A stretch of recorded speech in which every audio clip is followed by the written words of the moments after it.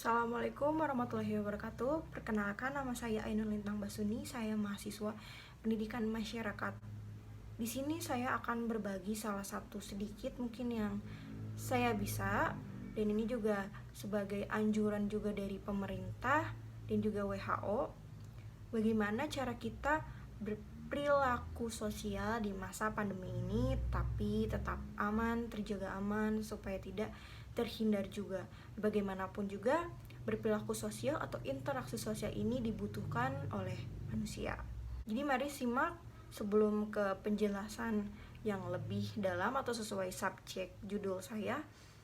Mari kita membahas sedikit ulasan apa itu virus corona atau COVID-19.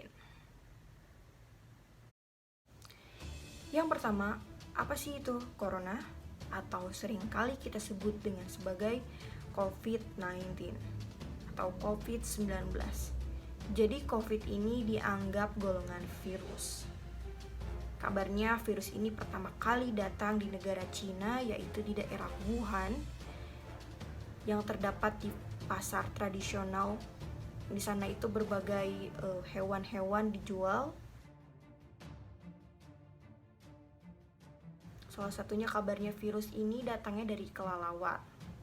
Sehingga virus ini ditularkan dari hewan kepada manusia. Tentunya virus ini juga sangat berbahaya. Dan juga virus ini menular dengan sangat cepat. Kabarnya virus ini juga sudah menyebar di seluruh dunia, khususnya di Indonesia. Di Indonesia sendiri jumlah pasien corona itu terus meningkat. Mari kita simak video berikut. Hari ini kita dapatkan data konfirmasi kasus positif COVID-19 sebanyak 678 orang, sehingga totalnya menjadi 25.216 orang.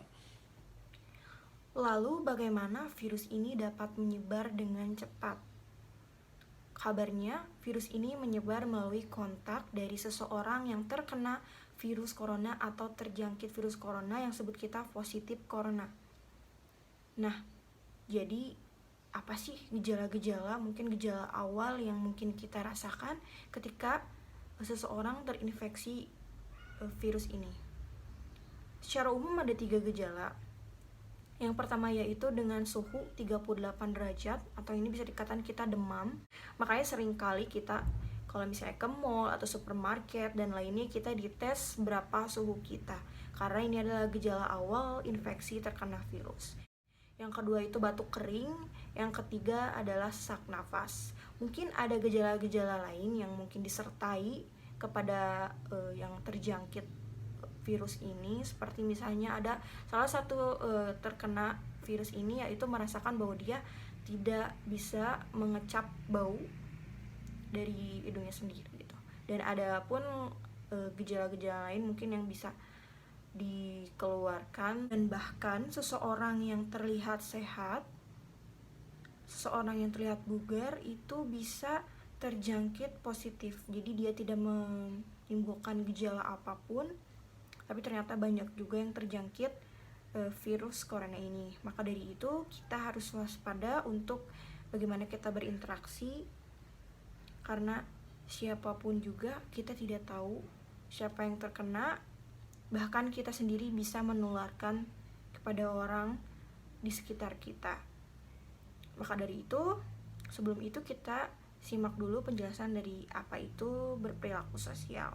Jadi perilaku sosial itu adalah segala aktivitas manusia yang merupakan bentuk respon terhadap interaksi yang terjadinya seseorang dengan seseorang, atau seseorang dengan kelompok dengan seseorang. Perilaku ini dapat terwujud dalam gerakan atau sikap dan ucapan. Perilaku seseorang terjadi disebabkan adanya berbagai kebutuhan yang harus dipenuhi. Kebutuhan ini antara lain kebutuhan seseorang untuk dapat diterima oleh suatu kelompok atau orang lain, dan kebutuhan seseorang untuk menghindar dari penolakan suatu kelompok atau orang lain. Jadi yang perlu kita garis bawahi ini adalah bahwa berperilaku sosial ini adalah kebutuhan manusia. Ini adalah bentuk respon dari seseorang, bisa itu seperti bicara, interaksi, atau sebagainya, yang mungkin kita butuhkan saat kita keluar untuk berkomunikasi atau interaksi sosial satu sama lain dengan manusia lainnya. Lalu, apa aja sih bagian-bagian dari perilaku sosial ini? Menurut pendapat Hari Cahyono, dia membagi perilaku itu menjadi dua bagian, yaitu perilaku manusia yang terdiri dari perilaku-perilaku yang tampak oleh mata, seperti bekerja, menangis, dan sebagainya, atau perilaku-perilaku yang tidak tampak oleh mata, seperti berpikir, berperasaan, emosi, kebutuhan, kebahagiaan, sikap, dan sebagainya. Nah, akhirnya kita sampai pada materi di mana mungkin ini adalah inti dari video, yaitu bagaimana kita berperilaku sosial supaya dapat diterima di luar, juga tetap aman dan menghindar COVID itu sendiri.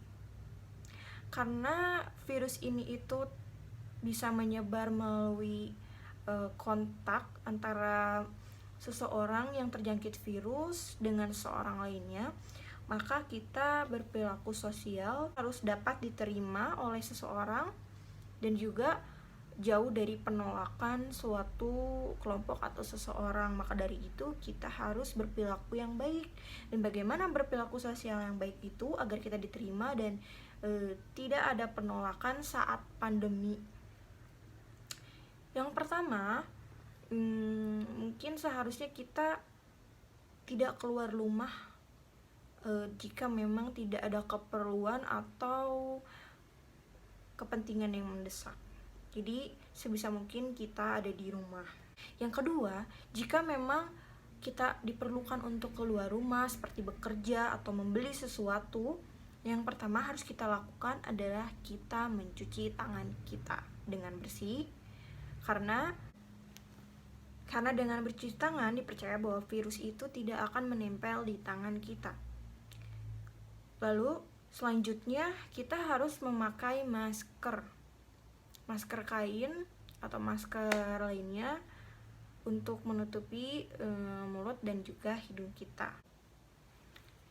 Jadi ketika kita sudah cuci tangan lalu memakai masker saat ingin keluar, maka di luar kita sebaiknya berjaga jarak untuk menghindari apakah virus itu menempel pada diri kita dan menularkan ke orang lain atau orang lain menularkan pada kita. Jadi kita sama-sama melindungi satu sama lain.